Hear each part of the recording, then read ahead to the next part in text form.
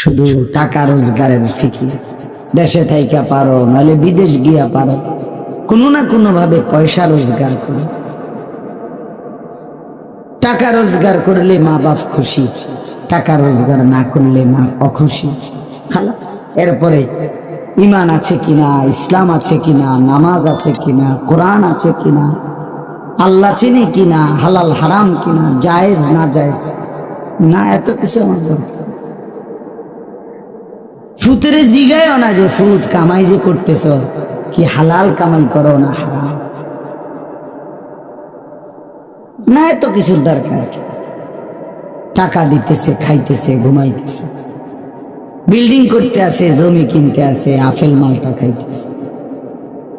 এক ছেলে আমারে নিজে বলছে, আমি সবার ব্যাপারে বলি না, এক ছেলে আমারে নিজে বলছে, হুজুর আমি একটা দেশের নাম বলছে, যেই দেশে আমার কর্মটা ছিল, চলে আসছে ওই দেশ থেকে। আমার বলছে হুজুর আমার কর্মটা হলো এই, মদের বার, মদের হোটেলে নারী পুরুষ উলঙ্গ জিনাবে বিচার করে, আমার দায়িত্ব শুধু পাশে দাঁড়িয়ে মদের বোতল নিয়ে দাঁড়ায় থাকা, যতবার তারা চায় ততবার তাদেরকে মদ গ্লাসে ঢেলে দেওয়া, তাদের হাতে তুলে দেওয়া।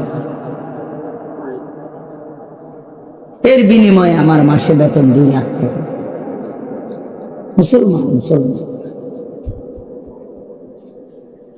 মুসলমানের সন্তান, বাংলাদেশের সন্তান। তো এই টাকা যখন বাবা খাচ্ছেন, বিল্ডিং করতেছে, কোনো টেনশন নাই।